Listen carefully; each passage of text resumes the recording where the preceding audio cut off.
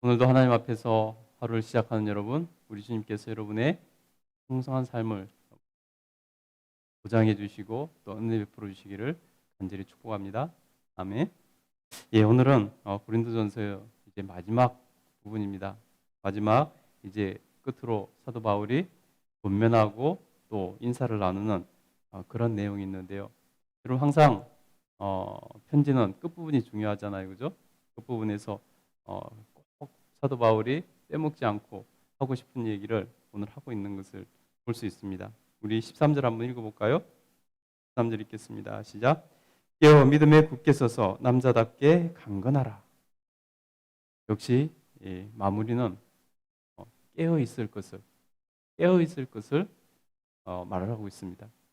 깨어 믿음에 굳게 서서 남자답게 강건하라. 여러분 깨어 있어야 됩니다. 깨어 있지 않으면은 항상 제 유혹과 시험에 넘어가기 쉽습니다. 넘어질 수밖에 없는 거죠. 여러분 우리의 능력과 우리 힘으로는 사단 마귀를 이길 수가 없습니다. 오직 예수 그리스도의 능력과 권능과 힘으로 그 이름으로 우리가 사단 마귀를 대적하고 이길 수 있는 것 아니겠습니까? 그 외에는 방법이 없습니다. 그러기 위해서는 우리가 영적으로 깨어 있어야 됩니다. 각성하고 있어야 된다는 것이죠. 그래서 여러분 특별히 우리는 종말론적 각성을 해야 되는 것입니다. 우리의 삶이 언제 끝날지 또 우리가 이 예수 그리스도께서 재림하시는 그 종말을 기다리고 있는데 어, 우리 주님께서는 우리가 아무도 알지 못할 때 우리 주님께서는 우리가 도적과 같이 아무도 생각하지 못했을 때 그때 예수님께서 오실 것이다. 그때 종말이 일어날 것이다. 이렇게 말씀하셨습니다. 노아의 때 아무도 홍수가 일어날 것을 알지 못했을 때 그때 어느 날 갑자기 홍수가 온 인류를 쓸어버리지 않았습니까? 온 땅을 어, 잠궈버렸습니다. 마치 그것처럼 우리는 종말론적 각성을 통해서 깨어 있어야 된다는 것입니다. 깨어 있어야지 우리가 하나님 앞에서 강건하게 영적인 싸움에서 이기고 우리가 믿음에서 굳게 설 수 있다는 것입니다. 그렇기 때문에 여러분 우리 하나님 앞에서 오늘도 내일도 영원토록 깨어 있을 수 있기를 각성하고 있기를 간절히 축복합니다. 그래야 우리가 이 구원의 여정을 온전히 이루어 하나님 앞에서 부끄러움 없이 저 천국에 이르게 될 줄 믿습니다. 아멘. 예, 우리 14절 한번 읽어보겠습니다. 너희 모든 일을 사랑으로 행하라. 예, 고린도전서는 참 굉장한 내용들이 담겨 있는 성경책이었습니다. 믿음에 대해서 또 부활에 대해서 한 장씩 이렇게 할애하고 있습니다. 그 가운데서 가장 중요한 사랑장이 있었습니다. 사랑은 언제나 오래 참고 로 시작되는 그 사랑장이 있지 않습니까? 여러분 사도 바울은 모든 일은 사랑으로 행하라라고 말하고 있습니다. 여러분 모든 일을 사랑으로 행해야 하나님 앞에 인정을 받을 수 있습니다. 사랑으로 행하지 않고 다른 마음으로 혹은 그냥 의무적으로나 어, 그냥 습관적으로나 다른 마음으로 행해서는 의미가 없다는 것입니다. 사랑이 없으면 아무것도 아니라고 하지 않았습니까? 그래서 사도 바울은 또 이렇게 강조를 합니다. 너희 모든 일을 사랑으로 행하라. 여러분 다시 한번 우리가 다짐했으면 좋겠습니다. 사랑으로 내가 받은 예수 그리스도의 은혜와 사랑은 내가 그 사랑으로 사람들을 대하고 세상에서 살아가겠노라. 그래서 내가 그 사랑으로 예수 그리스도의 사랑을 보여주고 내가 그 사랑으로 복음을 증거하겠다. 증인의 삶을 살겠다라는 마음으로 여러분 하나님 앞에서 모든 일에 사랑이 동기가 되어서 우리 주님께서 우리를 너무나 사랑하셔서 스스로 인간의 모습으로 오셨고 스스로 십자가를 선택하셨고 스스로 십자가에서 죽으시고 우리의 죄값을 대신 지불해 주셨고 그래서 우리를 핏값으로 사셨으며 스스로 그 모든 어, 여정을 행하셨다는 것을 여러분 사랑 때문에 그러셨다는 걸 여러분 우리가 꼭 기억하고 우리도 모든 동기가 하나님 앞에서 정말 사랑으로 행할 수 있게 되기를 제일 소원합니다. 그래서 여러분 나를 통해서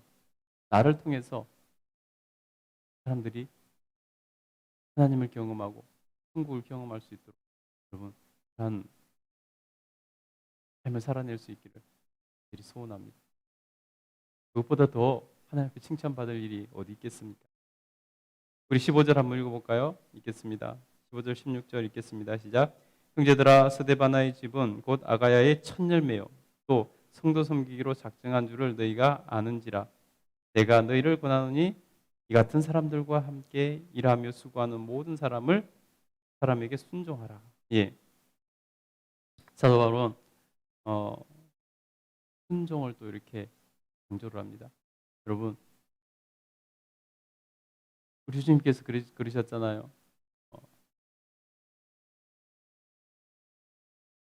순종이 제사보다 낫다.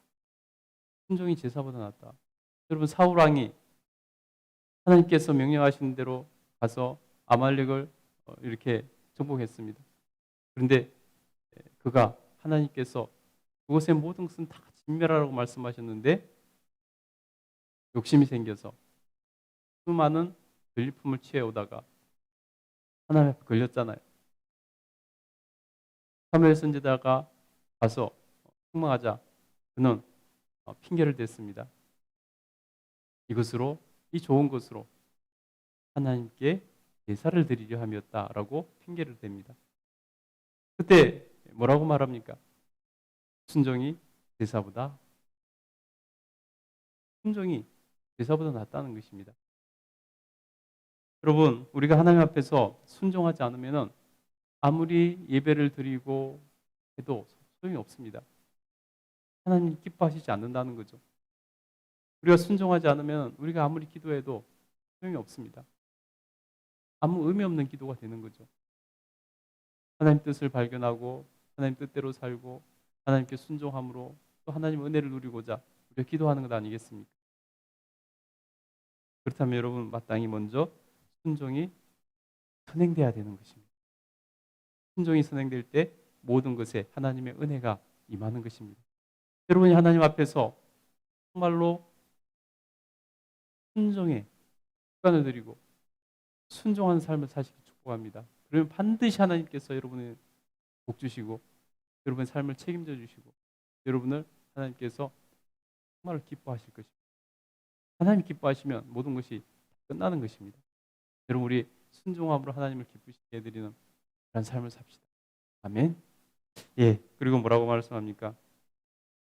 특별히 하나님께만 순종할 것이 아니라 하나님의 일을 맡은 사람들, 하나님께 헌신한 사람들, 앞장서서 하나님께서 명령하신 것을 따라가며 주님 주신 사명을 이루려고 나가는 그 모든 사람들에게도 순종하라라고 말합니다. 왜 그렇습니까?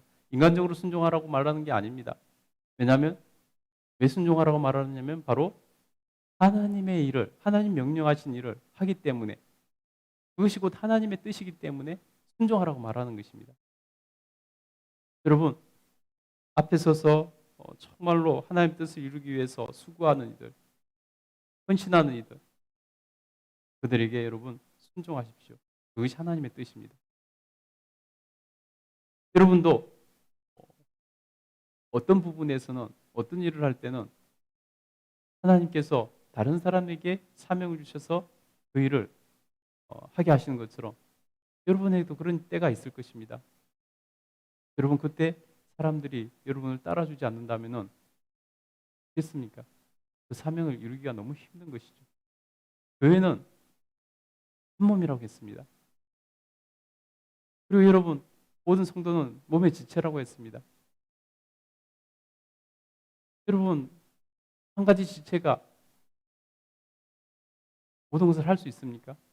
혹은 하나의 지체가 따라주지 않으면 그 몸이 온전할 수 있습니까?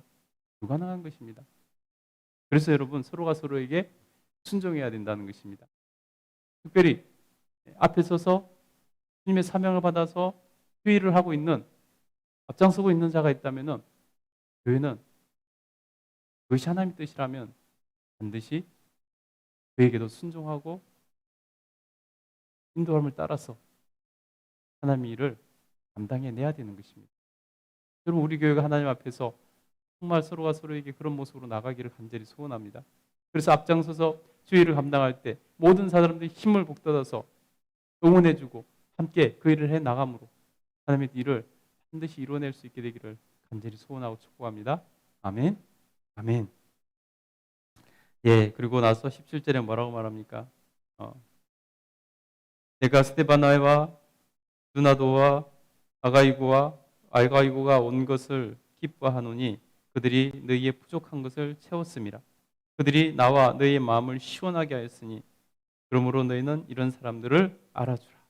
예, 여러분, 하나님의 일에 충성되이 감당한 사람들, 앞장서서 그 일을 감당하며 헌신한 사람들, 여러분, 그런 사람들이 하나님의 마음을 시원하게 해드리는 사람들이고, 여러분, 우리 공동체에 시원함을 주는 사람들입니다. 그러니 그들을 알아주고 그들에게 힘을 주고 격려해주고 축복해주고 높여주라는 것입니다. 그것이 마땅하다는 것입니다. 여러분, 교회 안에서 시기하고 질투하고 저 사람이 나보다 더 나은 것 같은데, 저 사람이 나보다 더 인정받는 것 같은데, 여러분, 그것같이 하나님을 무시하는 일이 없는 것입니다. 여러분, 하나님 앞에서 그런 사람들을 알아주라고 말씀하고 있다는 거 기억하시기 바랍니다. 여러분, 이 입장이 바뀌어서 여러분도 하나님 앞에서 특별한 일에는 앞장서서 할 일들이 생길 것입니다. 근데 여러분, 그때 사람들이 알아주지 않고 격려해주지 않고 섬겨주지 않는다면 얼마나 힘이 빠지고 얼마나 어렵겠습니까? 그래서 우리는 하나님 앞에서 늘 그런 사람들을 알아주고 그런 사람들을 격려해주고 높여줘야 되는 것입니다. 그래야 하나님의 일이 공동체 안에서 함께 하나님 뜻을 이루고 나갈 수 있는 것입니다. 19절부터 한번 볼까요? 아시아의 교회들이 너희에게 무난하고 아굴라와 브리스가와 그 집에 있는 교회가 주 안에서 너희에게 간절히 무난하고 모든 형제도 너희에게 무난하니 너희는 거룩하게 입맞춤으로 서로 무난하라. 예. 교회의 모든 교회는 모든 성도는 하나님의 몸된 교회이고 교회라는 것을 여러분 꼭 기억하시기 바랍니다. 그래서 여러분, 교회 연대와 하나됨이 중요하다는 것입니다. 지금 우리 개신교는 너무 대교회 중심으로 이렇게 돼 있는데 우리가 좀 더 모든 교회는 하나님의 교회이고 모든 교회는 주님의 몸된 교회라 하나라는 것을 여러분 꼭 기억해서 힘있게, 더욱더 힘있게 세상을 향해 나가서 빛과 소금의 역할을 감당하는 그러한 교회가 되어야 될 줄 믿습니다. 21절부터 우리 끝까지 한번 읽어보겠습니다. 시작. 나 바울은 친필로 너에게 문안하노니 만일 누구든지 주를 사랑하지 아니하면 저주를 받을지어다. 우리 주여 오시옵소서. 주 예수 그리스도의 은혜가 너희와 함께하고 나의 사랑이 그리스도 예수 안에서 너희 무리와 함께할지어다. 아멘. 예. 사도 바울이 친필로 이렇게 써서 문안하고요. 또 특별히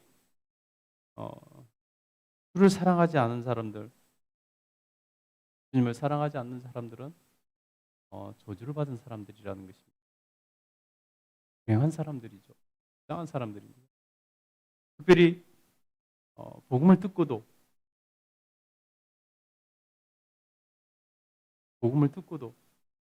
주님을 사랑하지 않는 사람들이 더 불행하고 더 불쌍한 거죠. 듣고도 주님을 사랑하지 않으면 방법이 없지 않습니까? 스스로 차버린 것이니 여러분 더욱더 불행한 것입니다.